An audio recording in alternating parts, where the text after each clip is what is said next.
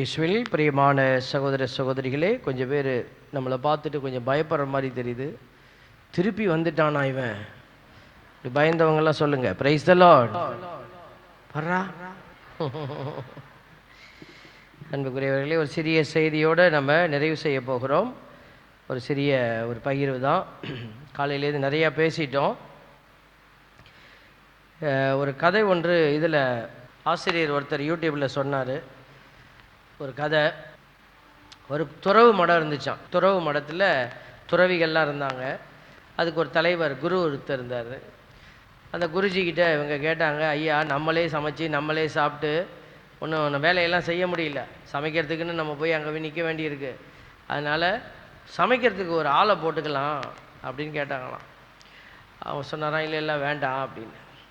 இப்போ திருப்பியும் சில கஷ்டங்கள் வரும்போது திருப்பியும் அவங்க சொன்னாங்களாம், ஏன் நாங்கள் தான் சொல்கிறோம்ல, இல்லையா அது ஒத்து வராதியா, ஒரு ஒரு லேடியை போட்டுக்கலாம் சமைக்கிறதுக்கு அப்படின்னு. அதெல்லாம் ஒத்து வராதுப்பா, இதெல்லாம் நம்ம குருமடத்தில் இப்படியெல்லாம் ஒத்து வராதுப்பா அப்படின்ட்டாராம். அவங்க சொன்னாங்களாம், ஐயா நீங்கள் வயசு பொண்ணெல்லாம் போட வேண்டாங்க, ஒரு படு கிளவியாக இருந்தாலும் பரவாயில்ல, நல்லா வயசான பாட்டியாக இருந்தாலும் பரவாயில்ல போட்டுக்கலாம், அவங்க சமைச்சு வச்சா நம்ம வேலையை மற்ற வேலையை பார்ப்போம்ல அப்படின்னு சொல்லி சொன்னாங்களாம். அவர் சரி சரி பார்ப்போம் அப்படின்ட்டு ஒரு நாள் இவர் என்ன பண்ணிட்டார், வெளியில் போகும்போது சாயந்தரம் எல்லாத்தையும் ரூமில் போட்டு பூட்டிவிட்டு வெளியில் பூட்டிகிட்டு போயிட்டாராம். உள்ளுக்குள்ளே என்ன பண்ணிட்டார், அந்த ரூமுக்குள்ளே ஒரு சாணி கரைச்ச தண்ணியை வச்சுட்டு போயிட்டார். ராத்திரி பூரா இவர் வரவே இல்லை. நேரம் ஆக ஆக தட்டி தட்டி பார்த்தாங்க. உள்ளே இருக்கிற சீடர்கள் கதவை திறக்க ஆள் இல்லை, குரு இப்படி போயிட்டாரே விட்டுட்டு பூட்டிவிட்டு போயிட்டாரேன்னு சொல்லி எல்லோரும் உள்ளே கடந்து கொஞ்சம் நேரத்தில் தண்ணி தாக எடுக்க ஆரம்பிச்சிச்சு. ஒருத்தன் என்ன பண்ணான்னா மெதுவாக போய் அந்த சாணி தண்ணியை லைட்டாக குடிச்சிட்டு வந்துட்டான். மேலால் பிடிச்சி குடிச்சிட்டு வந்துட்டான்.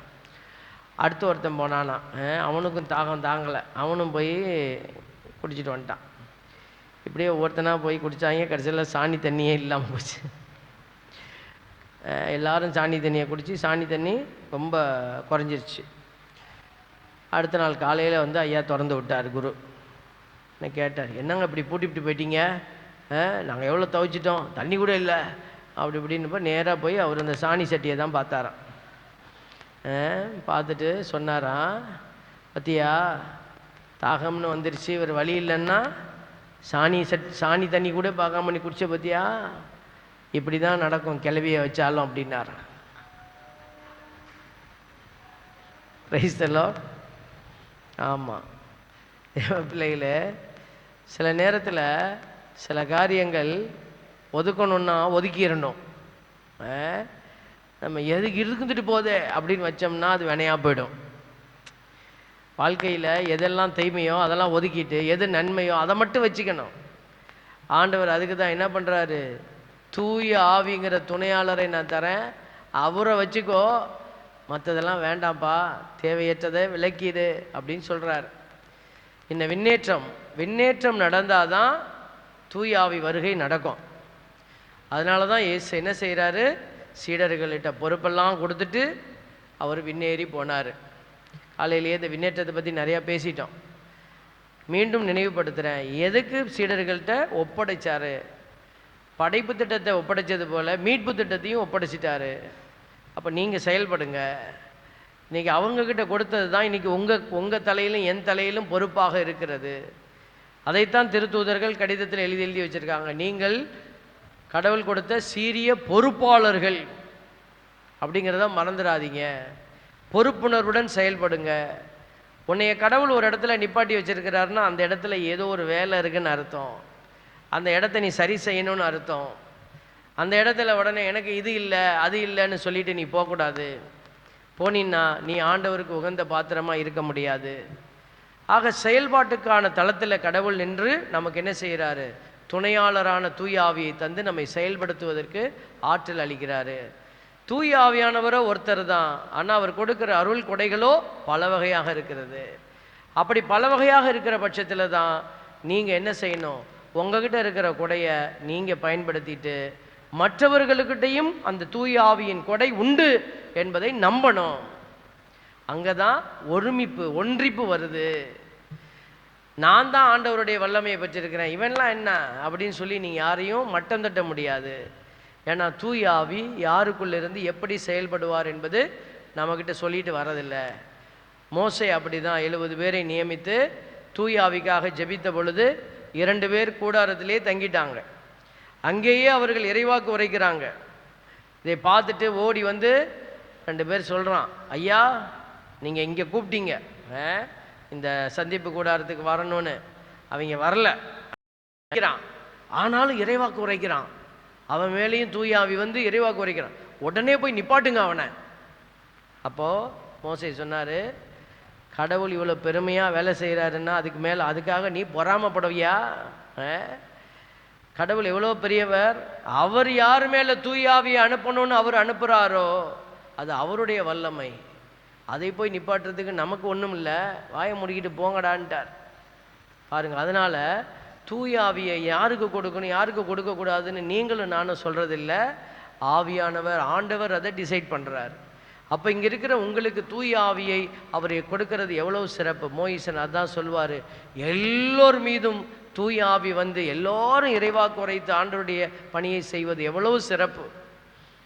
ஆண்டவர் இன்னைக்கு அந்த சிறப்பான பணிக்கு தான் உங்களையும் என்னையும் திருமுழுக்கு என்கிற அபிஷேக பிறப்பில் பெயர் சொல்லி அழைச்சிருக்கிறாரு. இதை நீங்கள் எப்போ உணர்றீங்களோ அப்போ உங்கள் வாழ்க்கையில் ஒரு மாற்றம் வந்துடும். உங்களால் சும்மா உட்காரவே முடியாது. உங்கள் இதயத்தில் இருந்த தூய ஆவி உங்களை தூண்டி எழுப்புவார். எந்த தூண்டுதலுமே இல்லை அப்படின்னா உங்களுக்குள்ள தூய ஆவியை நீங்கள் ஓரமாக வச்சுட்டீங்கன்னு அர்த்தம், மூட்டை கட்டி வச்சுருக்கிறீங்க, அவரை செயல்பட நீங்கள் விடலைன்னு அர்த்தம். தூய ஆவியே நான் செயல்பட தயாராக இருக்கிறேன், நீங்கள் செயல்படுங்கன்னு சொல்லி நீங்கள் எனக்கு கொடுங்க, திட்டங்களை கொடுங்கன்னு சொன்னீங்கன்னா தூய ஆவி உங்களோட பேச ஆரம்பிப்பார். ஆகவே இந்த அருமையான விழா தூய ஆவிக்கான வருகையினுடைய அடித்தளத்தை நமக்கு கொடுக்கிறது. இரண்டாவது, இயேசு கிறிஸ்துவினுடைய பரிசுத்தத்தை நமக்கு உறுதி செய்கிறது. அவர் ஒரு தெய்வீகத்தினுடைய அடையாளம் என்பதை நமக்கு உறுதி செய்கிறது. அவர் விண்ணகத்திற்குள்ளே தந்தையோடு இணைகிற இந்த இணைதல் என்பது. அடுத்ததாக பார்க்குறோம், இந்த உலகத்தில் கடவுள் தன் பணியை நிறைவு செய்கிறார் அப்படின்னா என்ன, நம்மளை துவங்க சொல்கிறாருன்னு அர்த்தம். நான் முடிச்சுக்கிறேன் நீ ஆரம்பின்னு நம்மை கிறிஸ்துவின் அடையாளங்களாக அவர் உருவாக்கி கொடுத்துருக்கிறாரு. அப்போ நமக்கு கடவுள் என்ன செய்கிறார், அந்த வல்லமையை கொடுக்குறாரு. நான் தூய ஆவியை உனக்கு தருவேன், நீ போய் செய் அப்படின்னு சொல்லித்தான் சீடர்களுக்கு இந்த வல்லமையான அருள் அடையாளங்களை செய்கிற பாக்கியத்தை கொடுத்தாரு. அன்னைக்கு கொடுத்தவர் இன்னைக்கும் கொடுக்குறாரு. நீங்களும் நானும் மனசு வச்சா போதும். நான் ஜெபிச்சா இவங்களுக்கு நடக்கும்னு நீ நம்பி ஜெபிச்சின்னா அவர்களுக்கு அது கிடைக்கும். அப்போ உங்களுக்கு தெரியும் தூய ஆவி உங்களிலிருந்து செயலாற்றுகிறார் என்று. சும்மா உட்கார்ந்துருந்தா எப்படி தெரியும்? இன்றைக்கி நிறைய பேர் நம்ம அப்படி தான் உட்கார்ந்துருக்குறோம், சும்மா கதவை சாத்திக்கிட்டு உட்கார்ந்துருக்குறோம். ஒரு தாளந்து வாங்கினவன் சும்மா வச்சுக்கிட்டு உட்கார்ந்துருந்தான், வேதனைக்குள்ளே போயிட்டான். நீங்களும் இந்த ஒரு தாளந்தை போல் சும்மா வச்சுக்கிட்டு உட்கார்ந்துருந்தீங்கன்னா வேதனைக்குரிய பிள்ளைகளாக மாறிடுவீங்க.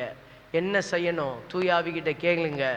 அடுத்ததாக, இது எதற்காக, இந்த தூய ஆவியின் வருகைக்காக வழிகோலுகிற ஒரு சிறப்பு விழாவாக அமைந்திருக்கிறது.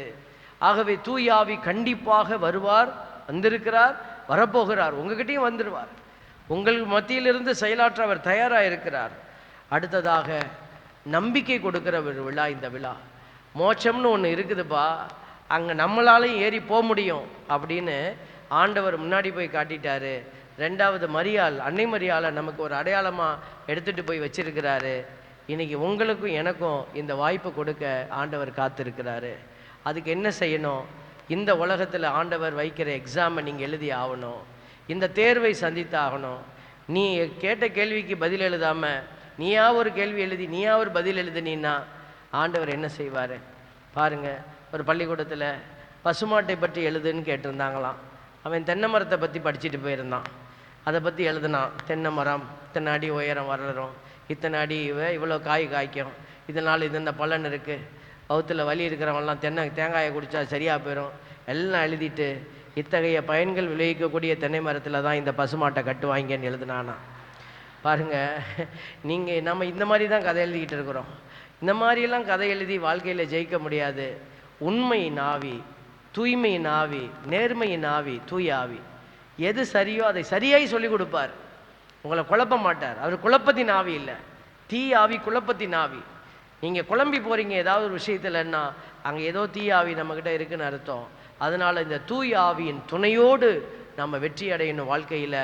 அந்த வாழ்க்கையில் வெற்றி அடைஞ்சு, நான் ஏற்கனவே சொல்லியிருக்கிறேன், திருவெளிப்பாடு 3:21 சொல்லுகிறது, நான் வெற்றி பெற்று தந்தையின் அரியணையில் வீற்றிருப்பது போல. கெத்செமனி தோட்டத்தில் இயேசு குழம்பி போனார். இந்த துன்பத்தை ஏற்கனமா விட்டுறலாமா? கடைசியாக தூய ஆவி அவரை வழிநடத்தியது, என் சித்தம் அல்ல உம் சித்தத்தின்படியே நடக்கும். அப்படி தன்னை கீழ்ப்படிந்து ஒப்பு கொடுத்தவர் இயேசு. அதே போல் நீங்களும் கடவுளுடைய திட்டம், துன்பம், துயரம் நிறைந்ததாக இருக்கும். அதெல்லாம் நீங்கள் ஒப்பு கொடுத்து ஆண்டவர்களுடைய பெயரால் ஏற்றுக்கொண்டு துன்பத்தினுடைய சாட்சியாக நீங்கள் பயணிக்கிற போது, அந்த துன்பம் நன்மை செய்து துன்புறுகிற அடையாளமாக இருந்ததுன்னா கண்டிப்பாக கடவுள் உங்களுக்கும் அந்த வெற்றியை தரப்போகிறாரு. இப்படி உலகத்தில் நன்மைகள் செய்து துன்புறுகிற பிள்ளைகள், ஆண்டவருக்கு சான்று பகர்ந்து துன்புறுகிற பிள்ளைகள், ஆண்டவருடைய உயிர்த்த இயேசுவின் சாட்சியாய் வாழ்ந்து துன்புறுகிற பிள்ளைகளாக நீங்கள் இருந்தால், கண்டிப்பாக திருவெளிப்பாடு 3:21 ஆண்டவர் சொன்ன வார்த்தை, வெற்றி பெறும் எவருக்குமே என்னோடு என் அரியணையில் வீற்றிருக்கும் உரிமை அளிப்பேன். இந்த உரிமையை பெற்றுக்கொள்ள, இந்த உரிமைக்குரிய சொந்தக்காரர்களாக நாம் மாற இந்த திருப்பலியில் இணைந்து மன்றாடுவோம்.